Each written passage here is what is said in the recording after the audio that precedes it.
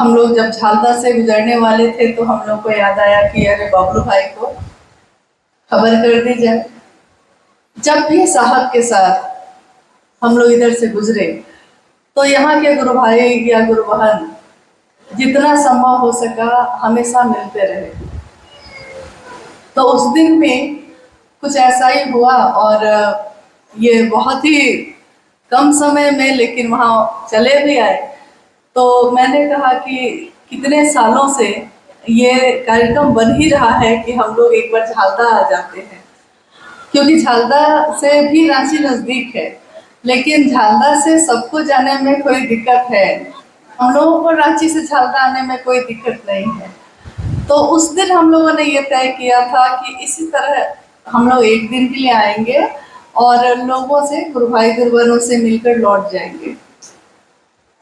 कहते हैं कि शिव शिष्यों का एक छोटा सा अनुष्ठान भी, छोटा सा कोई पर्व भी, छोटा सा एक कार्यक्रम भी कुछ न कुछ बड़ा ही हो जाता है। छोटा हो ही नहीं पाता, क्योंकि लोग इतने हैं कि कोई ना कोई व्यवस्था करनी पड़ती है। और बाहर है बारिश का मौसम, तो बारिश भी अपनी सुंदरता बिखेर रही है और शिव शिष्यता भी अपनी सुंदरता बिखेर रही है। इसी मौसम में आज की ये एक यात्रा छोटी सी, जो कि कुछ समय के बाद हम लोग फिर वापस लौट जाएंगे, छोटी सी यात्रा है। आए हैं और थोड़ी देर में चले जाएंगे। लेकिन साहब यहाँ जब आए और शिव शिष्यता का बिया यहाँ की धरती पे जो छीटा गया उनके द्वारा,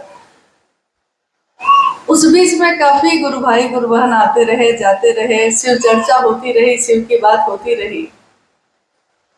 और अभी भी आपने सुना शिव शिष्यता क्या है, एक आध्यात्मिक उत्कर्ष है। शिव शिष्यता की पृष्ठभूमि क्या है? पृष्ठभूमि का मतलब होता है कोई एक काम जो आज आपको दिख रहा है, इस काम को करने से पहले जो तैयारी हुई है वो क्या हुआ है। तो शिव शिष्यता की पृष्ठभूमि, व्याप्ति और प्रयोजन, इन पे भी बात हुई। 3 सूत्रों पे बात हुई, क्योंकि जैसे ही हम कहते हैं कि शिव मेरे गुरु हैं, सबसे पहले हमको कोई बताता है कि शिव को गुरु बना के हमको क्या करना है।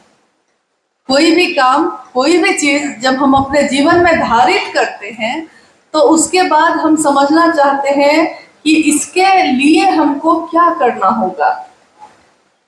हालांकि ये तीनों सूत्र अपने गुरु शिव के लिए एक निष्ठ और समर्पित होने की विधा है, लेकिन क्योंकि हमारा कर्ता मन, एक इंसान है हम, तो हम कुछ ना कुछ करना चाहते हैं। हम किसी को प्रेम भी करते हैं तो हम प्रेम भी करते हैं तो उसकी परवाह करना चाहते हैं, क्योंकि जब तक हम उसके लिए कुछ करते नहीं हैं हमको लगता है कि प्रेम पूरा हुआ नहीं।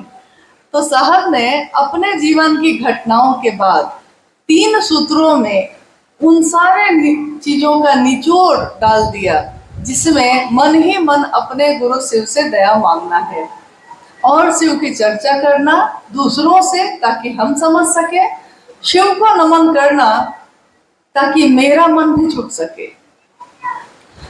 तीनों सूत्रों में पहला सूत्र जब हम करते हैं तो ये, इसमें हम क्या करते हैं? इसमें हम खुद हैं और मेरे गुरु शिव हैं, क्योंकि मेरा मन है। अब हम मन की बात करते हैं। ये 3 सूत्र तो हमने सुन लिए, 3 सूत्रों को करना है ये भी समझ लिया, लेकिन ये 3 सूत्र हमको करना कैसे है? क्या हाथ से करना है, पैर से करना है, इस मुख से करना है? तो इसमें बहुत महत्वपूर्ण एक बात है, जो पूरी पंक्ति जब पढ़ते हैं हम तो स्पष्ट होती है कि वो पंक्ति कहती है, हम अपने गुरु शिव को मन ही मन ये संप्रेषित करते हैं, मन ही मन ये कहते हैं कि हे शिव, आप मेरे गुरु हैं, मैं आपका शिष्य हूँ, मुझ शिष्य पर दया कर दीजिए। क्या चीज पे बोलते हैं हम लोग? ये मन पे, मुख से तो नहीं बोल रहे हैं। मन बोलता है, ये तो हमने पहले सुना नहीं कभी। हम लोग तो सुनते थे कि मन जो है जो चाहता है वो करता है, लेकिन मन बोलता है, मन सुनता है, ये सारी विधा हमने सुनी है शिव शिष्यता में। तो मन ही मन कहना है, मुख से नहीं। क्यों मन ही मन कहना है? ये मन कहाँ रहता है? क्या हमारे पूरे शरीर में ये मन कहीं दिखाई देता है? अगर अपने शरीर को हम देखते हैं ऊपर से, तो हमारे पूरे शरीर में हमको हर चीज दिखाई देती है जो ऊपर ऊपर है। और अगर हम इस शरीर के अंदर का देखना चाहते हैं तो भी हमको, अगर अल्ट्रासाउंड कराइए, अगर एक्सरे कराइए, अगर ईसीजी कराइए, तो तरंगे पैदा होती हैं। जो दिल में तरंग हो रही है वो दिखता है, किडनी दिखता है, दिल दिखता है, लेकिन ये मन नहीं दिखता उसमें भी। ये मन दिखता है उसमें? किसी को आज तक दिखा है? और कहाँ है ये भी पता नहीं होता है। लेकिन ये पूरा शरीर मेरा नियंत्रित उसी से होता है जो दिखाई नहीं दे रहा। हम कहते हैं ना कि महादेव तो दिखाई नहीं देता, तो महादेव दिखाई नहीं देते तो हमको दीक्षा कैसे देंगे, हमको ज्ञान कैसे देंगे? लेकिन दिखाई तो हमारा आपका मन भी नहीं देता, लेकिन मन का एहसास हम करते हैं। वो मन जीवित है तो हम जीवित हैं, वो मन खत्म, वो चेतना खत्म, तो ये शरीर मृत हो जाता है। तो वो चीज जो दिखाई नहीं देती, एक ऐसी मशीन है, एक ऐसी चीज जो दिखाई नहीं देती, लेकिन हर क्षण हर पल उसमें विचार पैदा होते रहते हैं। जैसे अगर आप कभी शांत होकर भी बैठना चाहिएगा, हम लोग दया मांगने बैठते हैं ना, नमन करने बैठते हैं, शांत होकर भी अगर बैठते हैं कभी, लेकिन हमारा मन तुरंत अभी महादेव का ध्यान लगाया ही था कि मन भटक के कहीं और चला जाता है, यानी कि हमारे नियंत्रण में भी नहीं रहता। तो मन जो दिखाई नहीं देता वो इतने विचार पैदा करता है कि हमको चैन से रहने ही नहीं देता। एक इच्छा पूरी होती है तो दूसरी इच्छा पैदा हो जाती है। एक घर में टीवी आया तो हमको अब ये भी चाहिए, ये आया तो ये भी चाहिए। क्या हम में से कोई मनुष्य ये कह सकता है कि हाँ ये चीज हमको मिल गई, उसके बाद हमको किसी की चाहत नहीं है? बोलने में तो हम लोग बोलते हैं कि तुम अगर पति बन जाओ तो इसके बाद हमको कुछ नहीं चाहिए, लेकिन अगर वो पति बन जाए तो उसके बाद हमको चूल्हा भी चाहिए, हमको घर भी चाहिए, हमको राशन और गहना कपड़ा भी चाहिए, नहीं? और इसकी सूची बढ़ती चली जाती है। तुम चाहिए लेकिन इच्छाएं खत्म नहीं होती। यानी वो विचार जो पैदा होता है मन में लगातार, उस विचार पे, उस मशीन में जिसपे विचार पैदा हो रहे हैं लगातार, साहब हरिंद्रानंद जी ने कहा कि उसी अदृश्य मशीन जो दिखाई नहीं देती, उसी अदृश्य मशीन यानी मन, उस मन पे नियंत्रित कर आपका होगा कैसे? जगत में रहेगा तो नहीं होगा, लेकिन महादेव के ध्यान में जब एकाग्र होगा तब हो जाएगा। तो उन्होंने कहा कि मन की गति सबसे तेज होती है। जैसे हम लोग यहाँ बैठे हैं, अगर यहाँ से आपको पुरुलिया जाना हो तो यहाँ से 50 किलोमीटर है, जाने में थोड़ा समय लगेगा, लेकिन अगर आपने सोचा कि हम मन से चले जाए वहां, तब कितना समय लगेगा मन से जाने में? सोचा और गए। बंबई जाना है, मुंबई सपनों का शहर, मुंबई जाना है, जाने में बहुत दिन लग जाएगा, 3 दिन तो कम से कम लगेगा, लेकिन मन से जाने में कितना दिन लगेगा? अमेरिका जाना हो, शरीर से जाने में तो 1 सप्ताह लग जाएगा, मन से जाने में कितना दिन लगेगा? यानी कि यहाँ से पुरुलिया जाने में भी उतनी ही देर, यहाँ से मुंबई जाने में भी उतनी ही देर, और यहाँ से अमेरिका जाने में भी उतनी ही देर, और यहाँ से महादेव के पास जाने में भी उतनी ही देर। सोचा और पहुंचे। तो मन एक ऐसी शक्तिशाली चीज है जिसमें बहुत ताकत है, जो बहुत चीजों को संचालित करता है, लेकिन वो अभी इस चीज से अलग है, यानी महादेव की शिष्यता से। साहब ने कहा कि उसी मन पे जो दिखाई नहीं देता, विचारों को पैदा करता है, एक विचार उस मशीन पे चढ़ा दीजिए। जैसा अभी खेत है और खेतों में घास बड़े बड़े हो जाते हैं, तो घास या पुआल ये सब जो है हम लोग अपने जानवर को जो पालते हैं उसको खिलाते हैं। और बहुत जगह पे काटने की मशीन होती है, कुट्टी की मशीन जो काटती है पुआल को, घास को, जो उसमें डालिए उसको वो काट देती है। क्या मशीन ये विचार करती है कि हम घास को काटेंगे और पुआल को नहीं काटेंगे? मशीन तो ये विचार नहीं करती। यानी उस मशीन में जो डाला जाता है वो उसको काटने लगती है। तो उसी तरह इस मन पे जो विचार चढ़ाया जाएगा ये मन उसी को दोहराने लगता है। अगर हमारे मन में ये विचार, जो अभी अभी किसी ने मुझसे कहा है कि शिव को अपना गुरु मानो, ये भी एक सोच है, ये भी एक विचार है। एक विचार ही तो है, मन में प्रवेश किया है, मस्तिष्क में कोई बताया है तो दिमाग ने सुना है।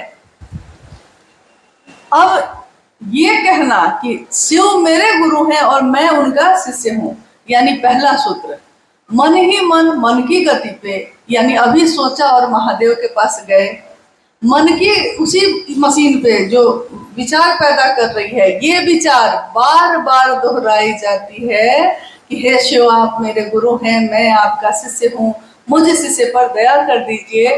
तो ये विचार दोहराते दोहराते दोहराते दोहराते मन इतनी आवृत्ति लेता है कि एक दिन अगर हम झूठ भी कह रहे हैं, अगर हम बिना विश्वास के भी कह रहे हैं, तब भी झूठ कहत कहत सच बनी आई, ये सच बन जाता है।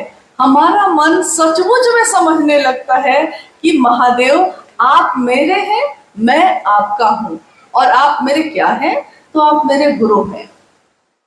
कोई भी गुरु जो शरीरधारी होगा, वो भी शरीरधारी गुरु और शिष्य की परंपरा भी है हमारे देश में, प्राचीन समय से है, आज भी चल रही है। बहुत गुरु हैं, सदगुरु श्रेणी के लोग भी हैं जो शरीर में हैं। कोई गुरु अगर शिष्य बन के आध्यात्म के रास्ते से हम जाएंगे उसके पास, तो वो हमको क्या सिखाता है, किससे मिलाने की बात करता है? कोई गुरु अगर आध्यात्मिक गुरु के पास हम जाएंगे या आध्यात्मिक सदगुरु के पास जाएंगे, तो वो हमको आपको किससे मिलाने की बात करते हैं? ईश्वर से। कोई गुरु अगर वो आध्यात्मिक गुरु है तो वो मंत्र बताएंगे, साधना बताएंगे, कर्मकांड बताएंगे, लेकिन ये सारा कुछ वो इसके लिए बताते हैं कि आप ये करते करते करते करते एक दिन ईश्वर से आपका मिलाप हो जाएगा, जिससे आए हैं उससे मिल जाएंगे। इसी के लिए शिव भी जब गुरु होंगे तो क्या होगा?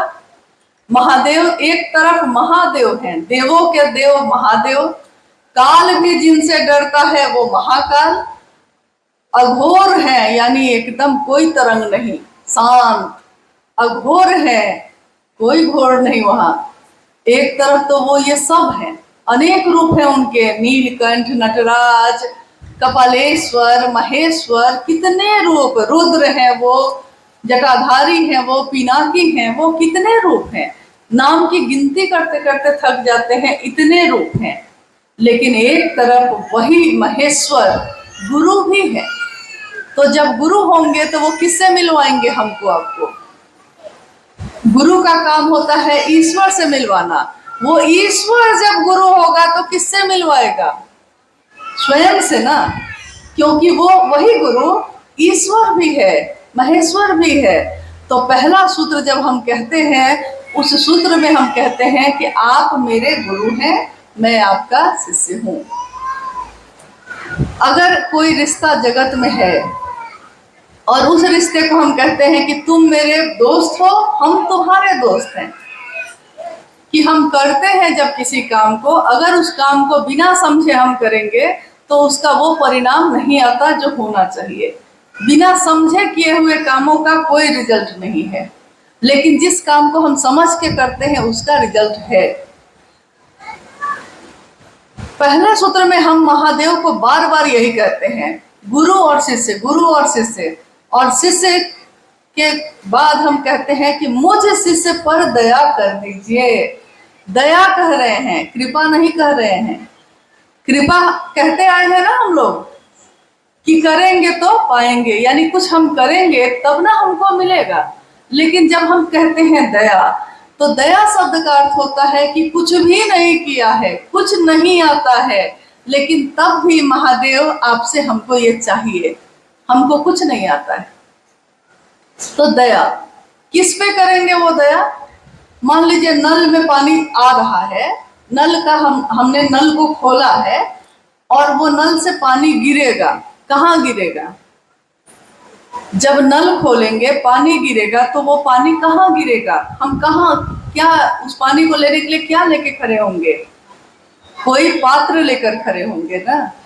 अगर ज्ञान की धारा बह रही है तो उस ज्ञान की धारा का प्रवेश किसमें होगा? उसके लिए कोई पात्र होगा ना। जिस तरह जल के लिए हम बाल्टी, लोटा, कटोरा कुछ तो लेके जाते हैं, नहीं तो पानी तो बह रहा है, सब व्यर्थ हो जाता है, नीचे चला जाता है।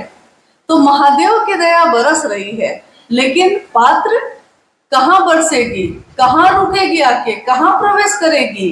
तो हमारे मन में, जिस मन से हम बार बार शिव को कह रहे हैं। और मन में जो भाव है, क्या चीज का है? तो वो शिष्य का भाव है। दूसरा सूत्र जो हम करते हैं, यानी उस पर बात हुई है अभी, हम चर्चा का आयोजन करते हैं खूब।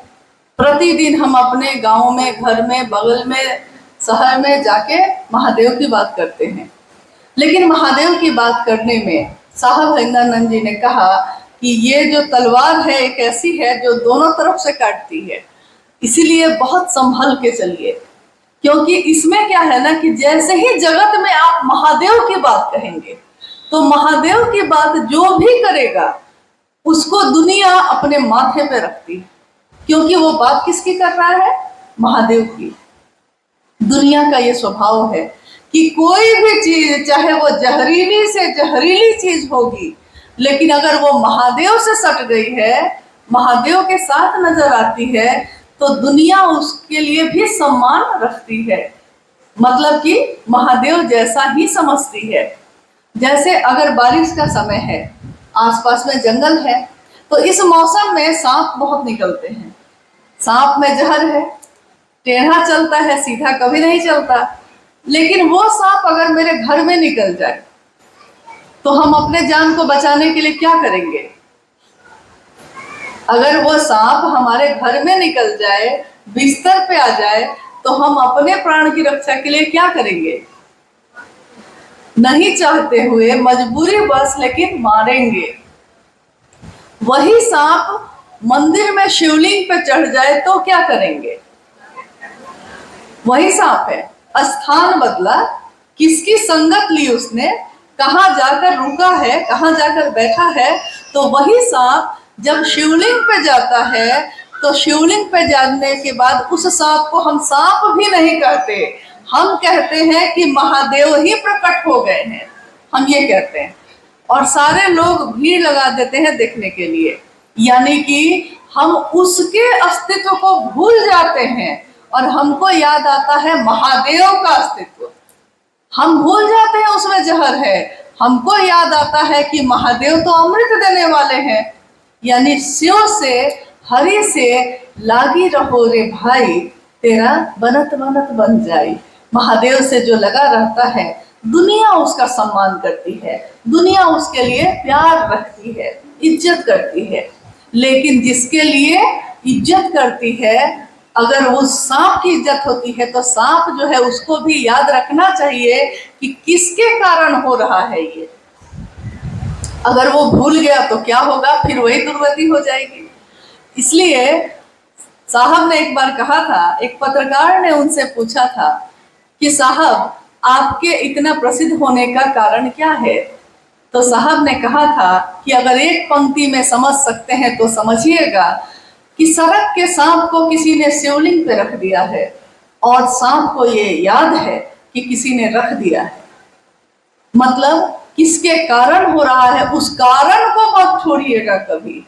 यानी महादेव सबसे ऊपर होंगे हमेशा। हम सब शिव की बात करने वाले उनके शिष्य हैं, एक जैसे हैं।